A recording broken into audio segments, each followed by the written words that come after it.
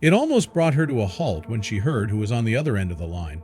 Her eyes were large as she silently gestured for her husband to join her. Apparently, the man explained that David, her son, was in North Korea. David hadn't been seen for 7 years. That couldn't be right. Brigham Young University student David Snedden was a young man who enjoyed life and all the possibilities it presented. David was an American who enjoyed learning about the various cultures in the world. In 2004, he finally took the plunge and booked a trip to China. He had explored South Korea a few years prior, so he felt comfortable exploring the rest of Asia. But he was in no way ready for what happened to him there. But before we start our story, smash the like button, make sure to subscribe and hit the notifications bell so you won't miss any new stories.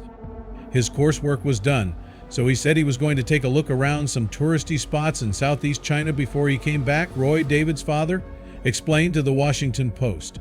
However, no one, not even the top government officials, was able to solve the mystery surrounding David's journey. David shared during email correspondence with his mother that he was pumped to do some hardcore traveling. Unfortunately, he was only able to set aside 3 weeks for the trip, so he did his best to squeeze in everything he wanted to do. If you never hear from me again, look for my body in the western Yunnan province of China or the Yellow Mountains of Anhui. Just kidding! No, I'm really so excited, he continued in his email. This pleasant email would ultimately turn out to be more of a foreshadowing of disaster. David traveled to Yangshu on Thursday, August 5th, but he wasn't by himself. His roommate George Bailey joined him for a couple of days to enjoy the beautiful scenery the town next to Li River had to offer. The two men planned to go their separate ways after spending a few days hiking and biking in paradise. George was meeting up with more friends while David traveled west to Yunnan. David woke up early that following Monday to catch the bus as George tiredly watched his roommate rush through the door. George yelled his goodbyes as his friend moved on to the next adventure. "See you in Provo," David yelled as he rushed through the door. It was David's last words to George, but George didn't realize it at the time. Out of seemingly nowhere, David's family stopped receiving emails. However, they initially tried to shrug it off. It was possible that David was having too much fun in China and couldn't find the time to fill them in. Or perhaps the signal was just bad in the Chinese mountains. He didn't show up for a scheduled meeting with his older brother Michael in Seoul, which raised suspicions. A beautiful and scenic trail near the Burmese border called Leaping Tiger Gorge was the destination of David's hike. Then he disappeared without a trace. There was no trace of him, as if he had vanished into thin air. Officials from China broke the news to his parents, who were in disbelief, but something didn't seem right. In accordance with the Chinese government's information, Kathleen and Roy Snedden was told that David had died following a fall. Even worse, there was no way to recover his body. Nevertheless, the Sneddens just couldn't believe the officials' account for some strange reason.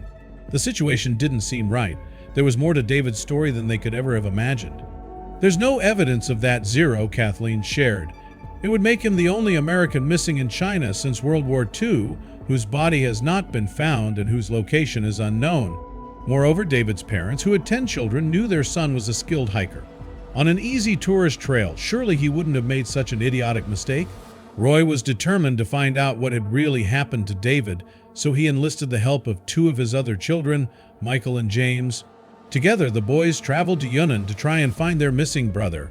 A month after David had disappeared, they reached the Leaping Tiger Gorge, where they were met with a suspicious sight.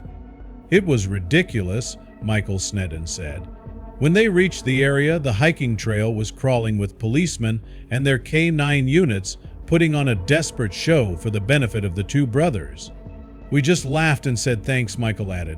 But while David was nowhere to be found, the brothers did come across a valuable piece of the puzzle.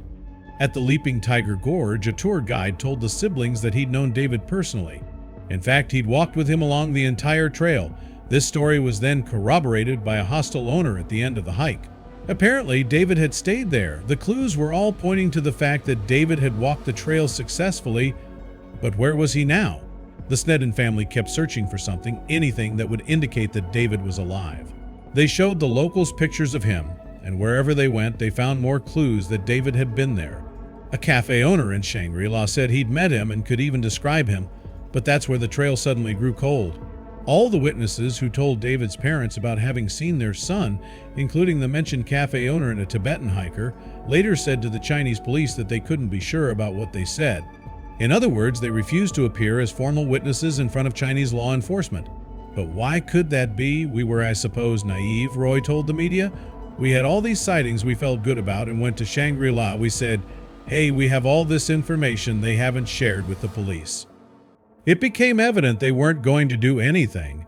The Korean cafe was about 100 meters from a police station. All they had to do was walk down the street, and they didn't do it for 6 months. The Chinese police are not incompetent, but that's not all. Kathleen, David's mother, went even further. She said that those witnesses were terrified of what might happen to them if they spoke about the issue. It became clear that David's parents couldn't count on the Chinese government to help them find their son. However, they weren't willing to give up. But what could they do now? Roy got the U.S. State Department involved. But as far as the department was concerned, David had met his end in the gorge. They believed what the Chinese government told them. Roy and Kathleen's hands were tied. It was only in 2011, 7 years after David's disappearance, that they got a bizarre call. The man on the end of the line was Richard Kraft, an expert on North Korea and a formidable attorney. He told Kathleen that all the details about David's disappearance, in his experience, pointed to North Korea. He'd been studying the pattern of typical North Korean government kidnappings, and all the clues fit. Kathleen couldn't believe what she was hearing. The North Korean government has a history of kidnapping foreign nationals who venture into areas near its borders. The Japanese government is particularly concerned with this. It has been happening since the 70s. Most of the people abducted by the North Korean government are yet to be found. Nothing is known about their whereabouts or even about whether they're dead or alive. Many Japanese citizens disappeared during the 1970s and 1980s, and the government of Japan has so far identified 70 Japanese citizens as victims of kidnapping. 5 of them returned home in 2002, but nothing has been heard from any other abductee. Among the missing Japanese citizens is Megumi Takuya, a 13-year-old girl who disappeared in 1977 and was allegedly enslaved as a language teacher for a high-ranking North Korean official. Most of these Japanese citizens were kidnapped and forced to teach North Korean officials about the Japanese language and culture, or had their identities stolen so agents could masquerade as Japanese for espionage aimed mainly at South Korea. So, what had really happened to David? And where was he now? Could he have been abducted by the North Korean government? Melanie combed through the evidence and everything made perfect sense.